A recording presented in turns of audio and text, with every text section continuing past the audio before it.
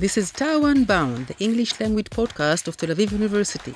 Please welcome your host, Aharoni, Tel Aviv University's graduate, member of the Board of Governors, lecturer, writer, and veteran diplomat. Welcome to yet another episode of Tao Unbound. I'm your host, Aharoni. It is such a great pleasure to be with you again, especially when our guest is Dr. Guy Stiebel.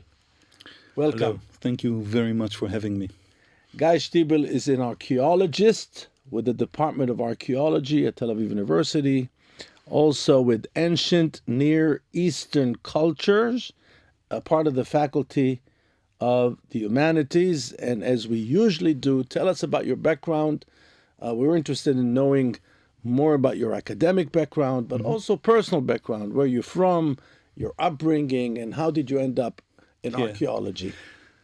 So basically, nobody's perfect. I was born in the UK. I'm a Brumie in Birmingham, of all places, but I was brought to Israel when I was a toddler. So I grew up in the desert of Ramat Gan, not far away from Tel Aviv.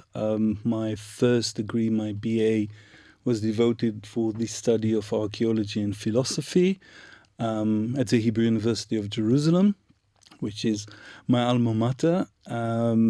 My MA was more specialized in prehistory, actually. I was fascinated by the early humans, excavating in some of the earliest sites that we have outside of Africa that are situated in the Holy Land, which is one of the gems of Israel, one of many.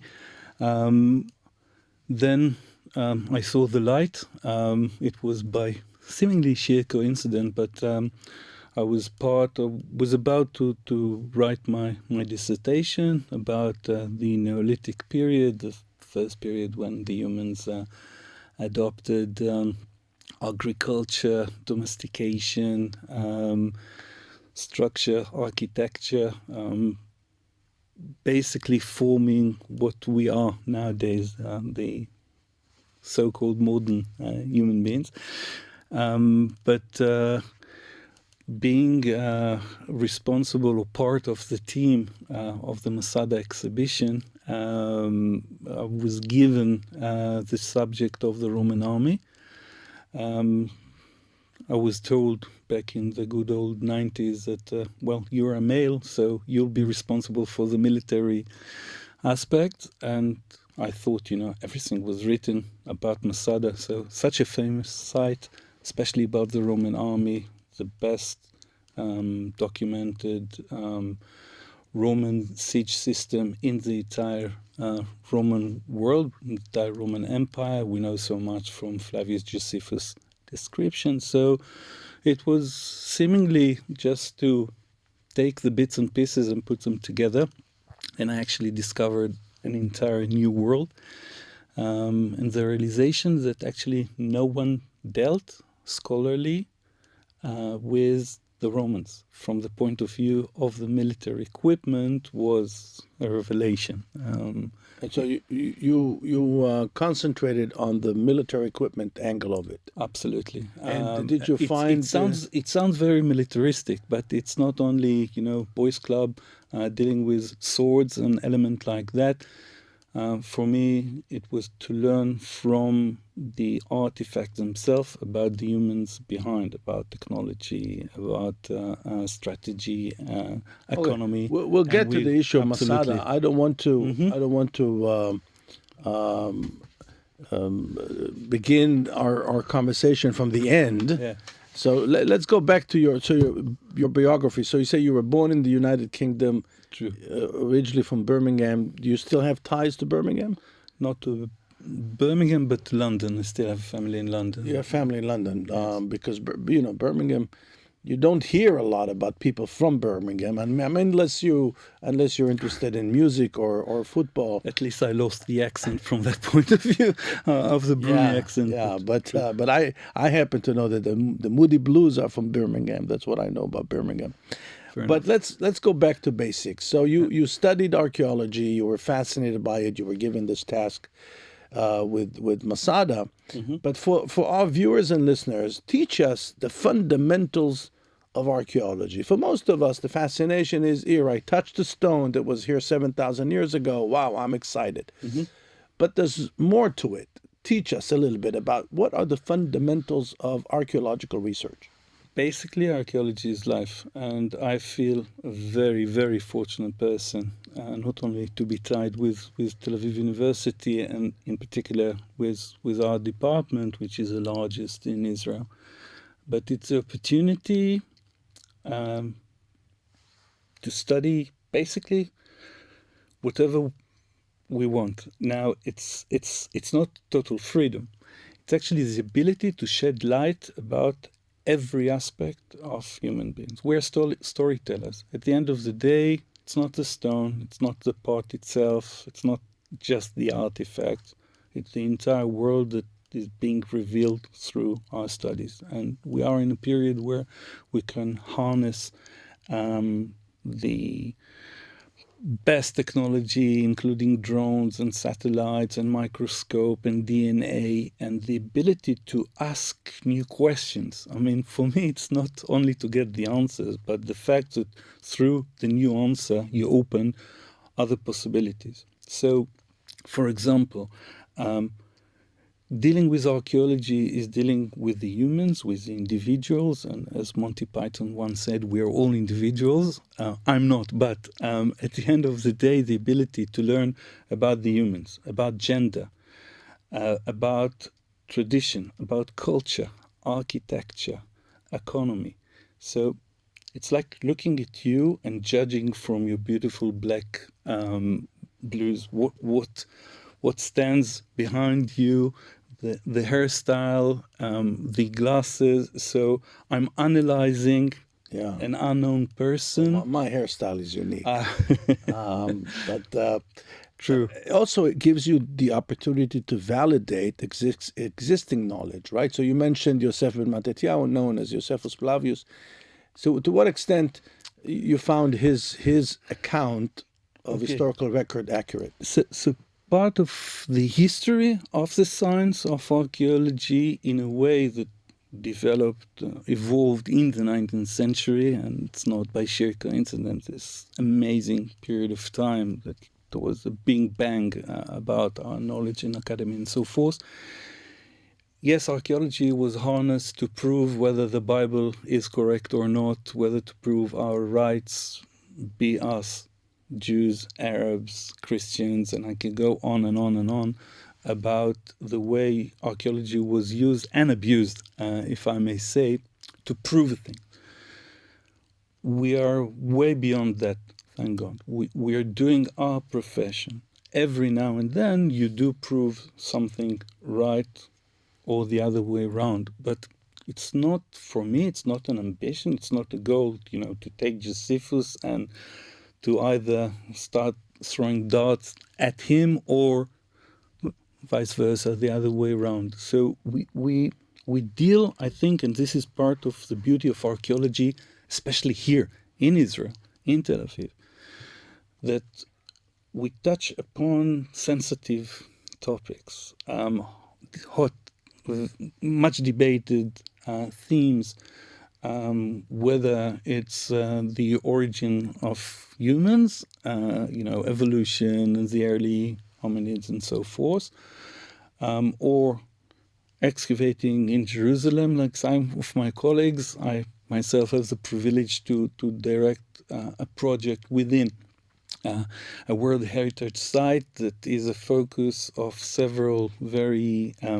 interesting persons. For example, King Herod the Great, the one who built this country.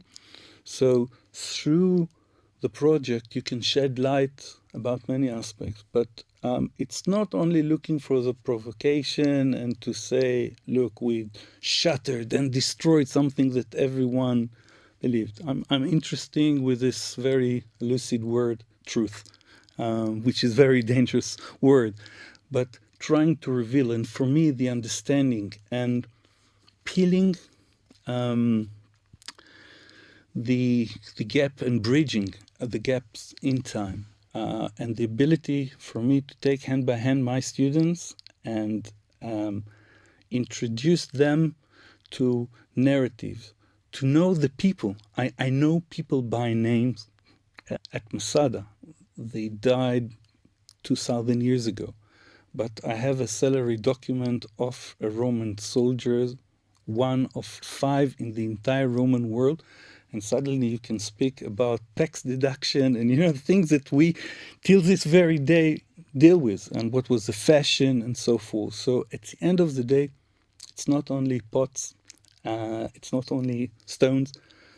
We are trying to shed light on something grander, which is life itself, life. How they live Yes, their lives. Absolutely. And I assume that with today's artificial learning capabilities, you will also be able to create a visual imagery of how they lived way more accurately than we have today. And even the people that you mentioned, your buddies from 2,000 years ago, will be able to see their faces very soon. Think like any other technology, be it the DNA, an aspect like that, the harnessing, and again, there is a danger. And we know about some of the misuse of technologies. I think those developments are, we shouldn't fight them, actually, we should use them. But in a way that will prevent fake news and fake academy, and we know about aspect alike.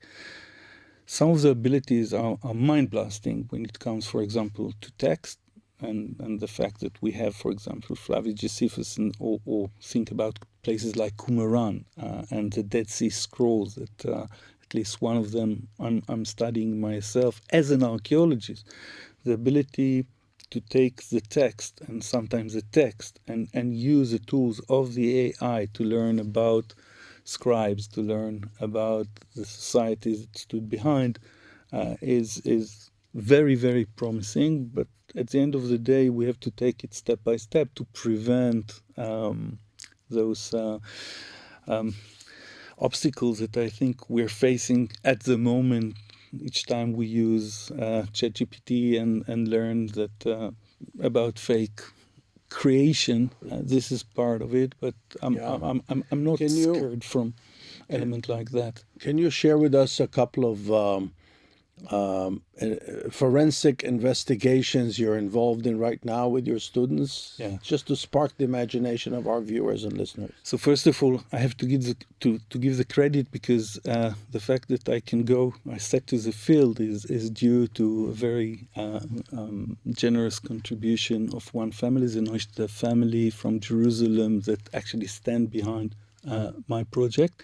So we should mention that name, the Neustadter family from Jerusalem. Thank you so much on behalf of all of us. Absolutely. And the fact that from the very first time we set to the field some 7 years ago, through the COVID-19 and through 2 wars, and the ability to find this peace of mind that you focus so-called about escapism and, asking one or question, but actually dealing with the very essence of humans, and in this case, sometimes even rebels, and in a situation like that, which is interesting because I insist not to fall into this trap, honey trap, that history repeats itself. I have in my study room at my home a sign saying history does not repeat itself, it's historians that repeat each other. But seriously speaking, it's interesting to see those moments in time and the various strategies that societies, as refugees, for example. So going back to your question, one of the themes that myself and my team is dealing with is the archaeology of refugees. And we just experienced the last 2 years, people had to fled from their homes, sometimes with nothing but their clothes on them. What do you take along? And the fact that I think generation by generation that our ancestors and fathers and mothers face a situation when be it the Russians, the Romans, the Hamas are knocking at the door, and you need, what do you take along with you? What is important for you? So I think most of our viewers or listeners will take the cellular phone, I hope with a cable, but what good will it be, if you don't have electricity? Some of them will take money, others may take a weapon, or some food, or jewelry that is sentimental. They have a sentiment towards it.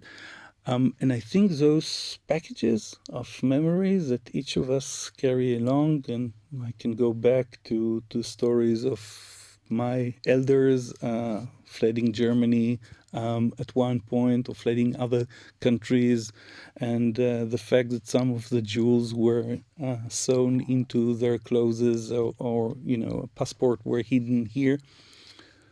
We can actually go back to those core memories, things that are being taken by the individuals, by the families. And there's something very moving, and it's very difficult to speak about emotions when you speak about episodes that took place 2,000 years ago. But I come face to face with aspects like that. So the fact that we can decipher a decision of a given family. And it's very difficult to speak about gender. So I can speak about women sometimes, which is very difficult in archaeology. I can speak about Can you give us an example of that? Yes, for example, if you've been to Jerusalem, to the Jewish quarter, I'm sure you visited in the house of family members that I'm going to refer to in a minute.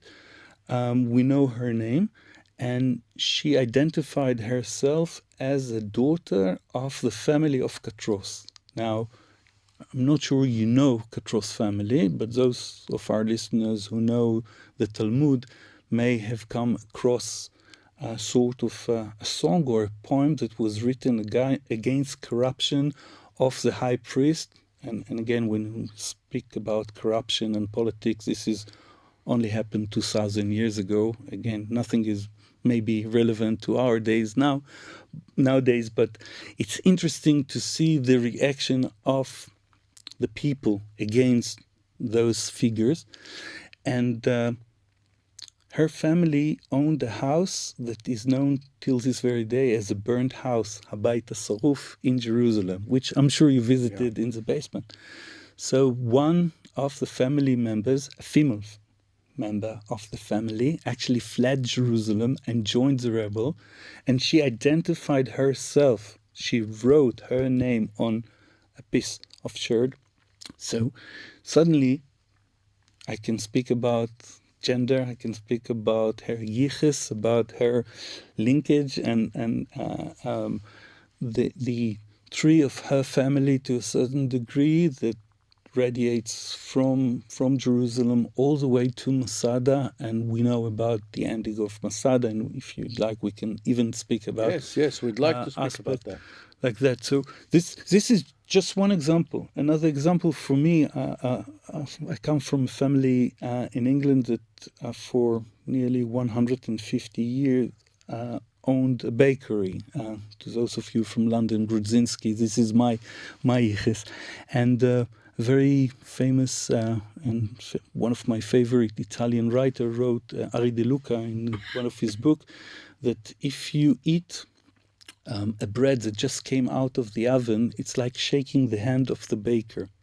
I found a bakery at Masada. I found the oven. I know the name of the baker. His name was Yehosef, Josephus. And we found we found a note that actually was written where he vows to give a certain person that I know is a priest. So, Yehosef Anachtom, I am Josephus, the professional baker, vow to give a certain guy by the name Yehuda Bar Chagai, Yehuda, the son of Chagai. He's now moving from Hebrew into Aramaic. Chala Chada B'chol Shuba, it means I vow to give him one challah bread every weekend, every Saturday night.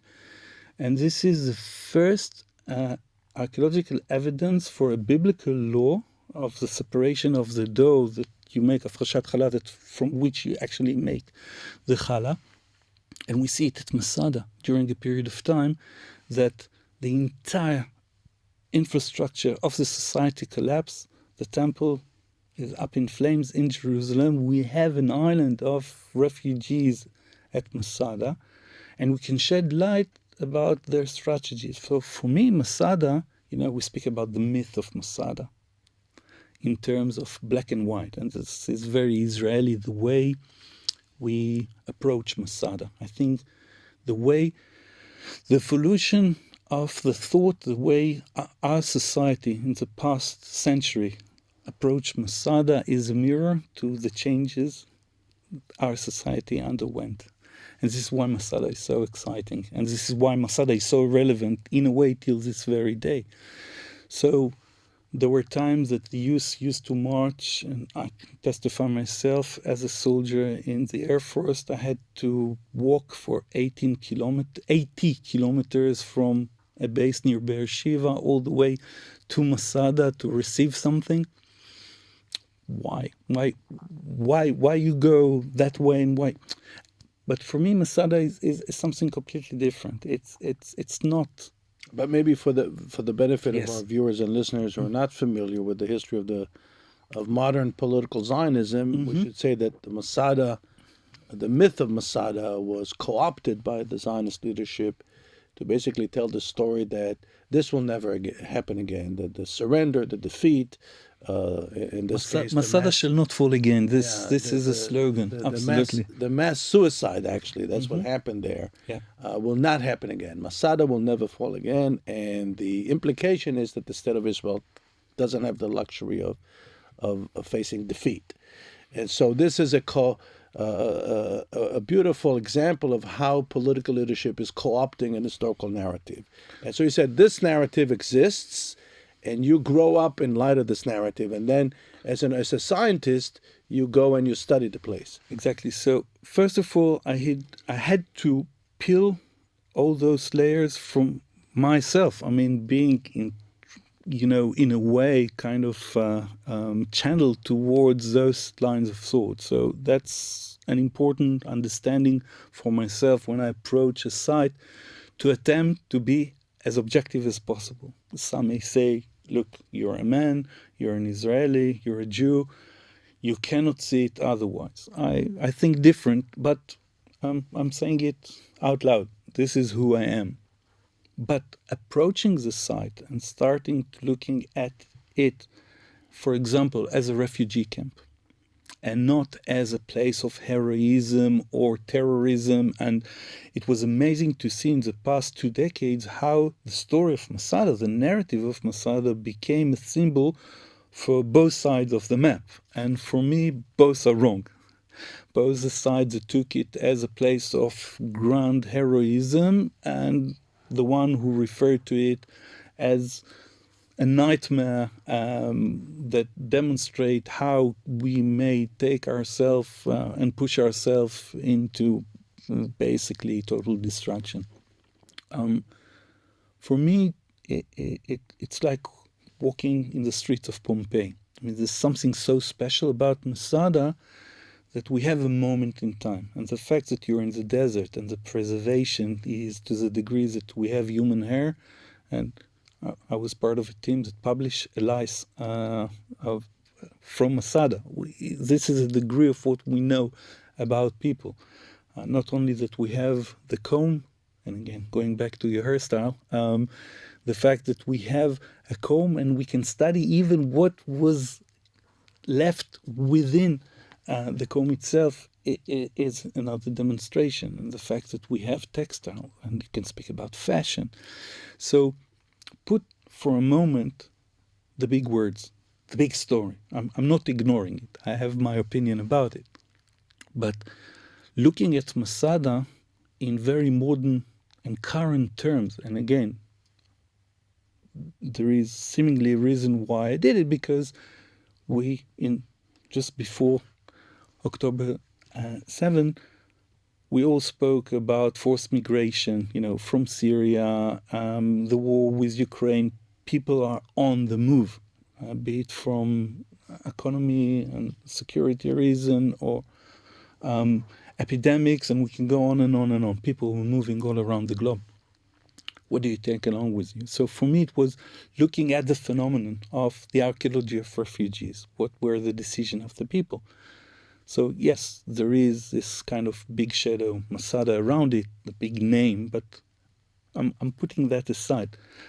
And suddenly you realize that the societies that lived at Masada during the time of the first Jewish revolt between 66 and 73, Jerusalem was destroyed at 70, but throughout the entire lifespan of the revolt, Jews were living there. We approached them, according to the testimony of Josephus, who is the only historian that is actually narrating the occurrences that took place there. He's referring to them as one group, as zealots. I'm very zeal not to refer to them as zealot, and I'm referring to them as refugees because archaeology actually taught us that we may adjust what Josephus is telling us, and again, there's no objective history, there's no objective archaeology as well. And obviously he was writing from a position. Absolutely. Like all of us, including myself. No, but he specifically had a role. Yeah, but he tends to be perceived as a villain. And there was a book that published a decade ago, The Traitor from Jerusalem. And again, even him, he became basically a political issue. I'm grateful for his decision to write the history of the Jews. He gave us a present. He's not objective. Even it sounds like The Sixth Sense, this horror movie about the child that see dead people. Sorry for the spoiler for our viewers, that see dead people around them. I have conversation, dialogues with a dead historian and some dead archaeologists.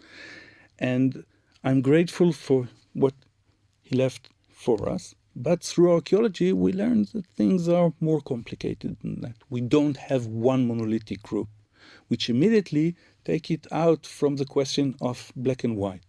And we discovered through archaeology that there are 50 shades of gray, if you'd like.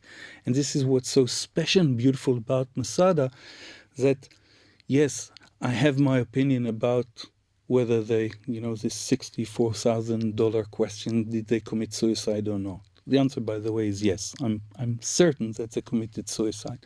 But even that question should be approached from a different angle, because we were very Judo-concentric. What has the Roman ever done for us? We looked from our point of view, but you should ask yourself about this expression, Zeitgeist in German. Yeah, the spirit of the time, exactly. And it was very popular to commit suicide. And I remember Goethe, for example, referring to... So it was an option. It was an option for people. More than an option. Sometimes that was considered noble. And again, this is not a recommendation by Tel Aviv University for everyone to take, but we need to understand the period of time, even in Rome, during the time of Nero and Seneca as a philosopher. So, it's like looking at the 1960s. You have to understand the summer of love that I was born during that period of time to understand the zeitgeist and to understand the music and culture. And the same applies to archaeology. And if you are able to understand the period of time, suddenly things becoming more and more clear. And this is the greatest joy. So I can speak about a woman and I can speak about a baker. And I found a toy of a girl. And I know it's a toy and I know it's a girl. So it's becoming... we speak about humans being rather than, in titles, the rebels, the Romans, the empire. They were human beings. And at Masada, we're really fortunate to break this barrier, which is always a challenge, because you can speculate. But here we're not speaking about speculation. I can speak about the strategy, but why to speak only about wars? I can take you back to the garden and the winery of King Herod the Great, because he is actually the one that 70 years before the eruption of the revolt, so we're going back in time, he built a palace, a palatial fortress at Masada. And what is so unique about it, that I have friends that come to visit my site to see Rome from Masada, because he was a king. And I think it was Mel Brooks who once said it's good to be the king, so never mind what he was doing. But I can speak about the horticulture in the middle of the desert. So if you think about David Ben-Gurion and speaking about his Zionist dream, bringing greenery to the desert, Herod was a true Zionist from that point of view. And with the cooperation with my dear colleague, Professor Daphna Langot, she's an archaeobotanist, we were able to discover through the microscope in her lab, taking samples from soil from Masada, bringing it to our university. And suddenly you can see the pollen, which is the powder basically of the flower that basically cause some of us to sneeze and so forth. They are an absolutely amazing tool to study about the environment and the flora that actually blossom on top of the Masada in the middle of the desert. And we can speak not about only a potted garden in the middle of Masada. So those of you who visited Masada, it's kind of brownish, yellowish, typical Judean desert-like with a beautiful Dead Sea down below. But on top of Masada, you could drink a very good wine. And if you're interested, we can elaborate about my recommended vintage of the year 19 BCE, the best I've ever nearly tasted. And he was doing that sitting under shrubs and even trees that were cultivated and blossomed on top of Masada.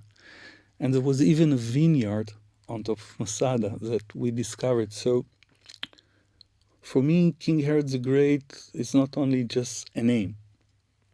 And he's not only the builder of Caesarea, or the biggest harbor in the Mediterranean, or the temple in Jerusalem.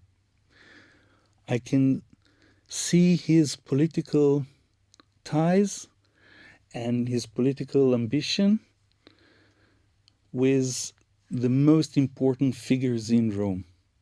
And some of us around this table come from foreign affairs and diplomacy.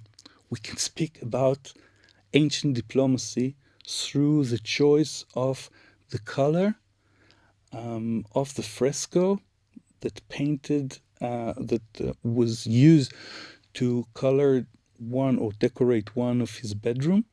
And we know that it came from a quarry that belonged to the family of Augustus, Caesar. So if you have this color, it says one thing and one thing only. You're Philokaisar. You're a friend of the Caesar. And we know till this very day how those delicate exchanges between prime ministers, between presidents, between kings is a demonstration of that. The gifts of flowers, of trees, and the exchange of material culture, including food or wine, is another example. So Herod, for me, is an agent. He was bringing from outside, from Rome, from Greece, from Egypt, new trends. Some of them stay till this very day. The next time you go to a hammam or sauna, basically, he was the first to introduce that concept and culture. Yeah. So next time you go to a spa, even Tel Aviv University, think about King Herod the Great. He's the one responsible for that. That's fascinating. So let me ask you a question because we have to, I could speak with you for hours, but we have our time limitations. And I wanted to ask you two questions. The first is, If you can share a little bit more about the cutting edge technology that you're using to make all those great discoveries, because it sounds like you're a detective. You're a detective. I think as scientists, yeah, we're all detectives. Yes. And the second question is, what are your plans for the future? Now I'm talking about your academic work, and so that the friends of the university that are listening to us and are watching us right now will know, if they want to be involved, what they can do to help your work. First of all, they're always welcome, and I think bringing your family to a site during excavation is an experience that you'll never forget. How do we go about this? If our friends would like to join you for your excavations, what should they do? They start with an email. And, send you an email, and your email is on the university website. Absolutely. Wonderful. So we'll be more than happy to welcome them to our Institute of Archaeology, again, the biggest institute in Israel. But more than that, to the sites themselves, and there are some other activities that are involved, like lectures and so forth, that we'll be more than happy to share with them. I can give you two examples, actually of quite many, and then we may speak about the future of the past, if I may say so. Yes.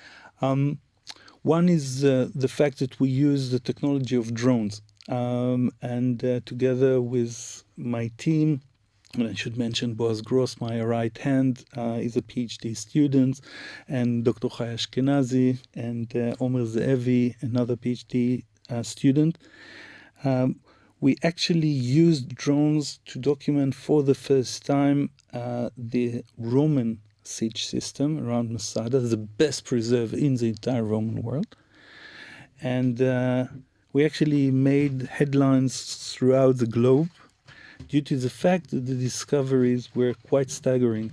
We were able to create a 3D model of the entire siege system, and then harnessing our knowledge in history and in military affairs and so forth, so we actually used the charts from the Second World War of the American Army, calculating how many stones and soil a given soldier can move each day, knowing roughly the number of Roman soldiers that siege or were deployed around Masada. We can, for the first time, actually offer a calculation, but an objective one, sitting on the table. You can check it, you can examine it. So we have created this 3D model, which is open access, by the way, something that we're very proud of. Then you could calculate the volume, and knowing how many soldiers there were, this is simple mathematics, we came to the understanding that the time that was needed to build such a very, very elaborate system, you can count that in weeks, roughly 2-3 weeks. And this was quite shocking because previously people spoke, and this was part of the myth, Right. not an academic concept. And it was created during the 90s, 30s, 40s, 50s, roughly, against previous thoughts that were suggested by British scholars in the 1920s that suggested 2-3 months. Suddenly you hear 3 years. People spoke about the myth of Masada, that the Romans laid siege on the Jews there for 3 years. That's what I learned as a kid. I know. Same here. But this is a false modern fake news. Now, again, I'm not trying to slay any holy cows. This is not an ambition. I'm not into provocation. We are scientists. We want to understand what happened. And the ability to shed light on that was amazing. And again, yes, we need to rewrite some of the chapter, but this is all. This was not your intent. But this is the essence of science. I mean, so this is just one example. You come to this with no agenda. No. Yeah. That's clear, and that's the way it should be. Absolutely. Now let's talk a little bit before we have to wrap up. Yes. The advanced technologies that you're deploying. So I can actually put on the table some of the tools we have, including some of the labs in the Institute of Archaeology.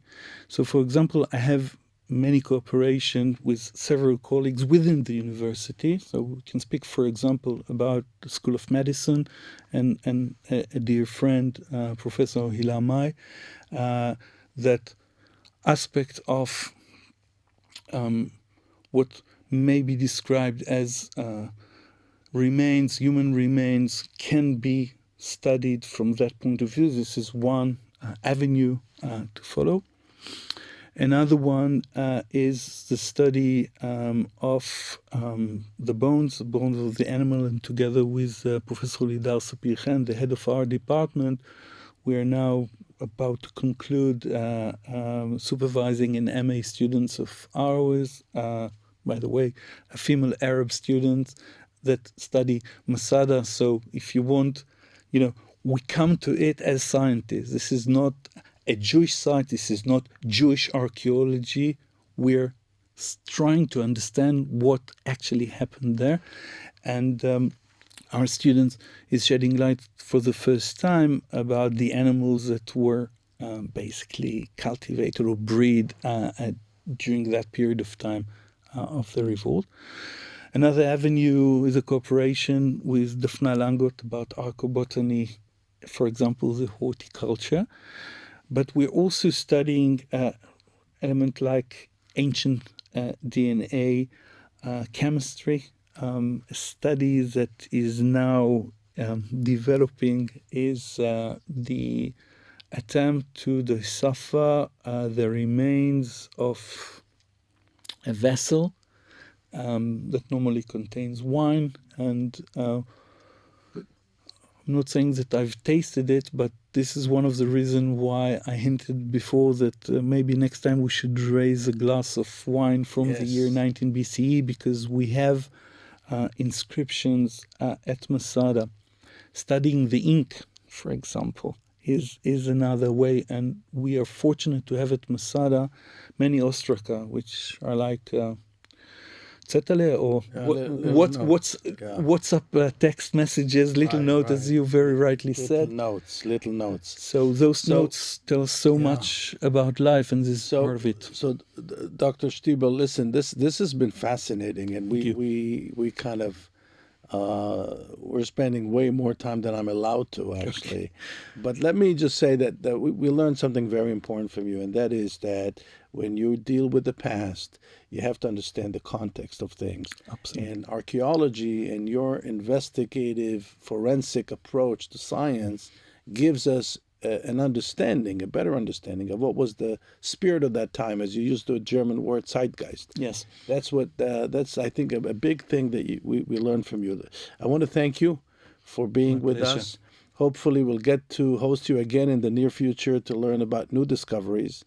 And from Tel Aviv, goodbye to all our friends, listeners, and viewers until our next episode.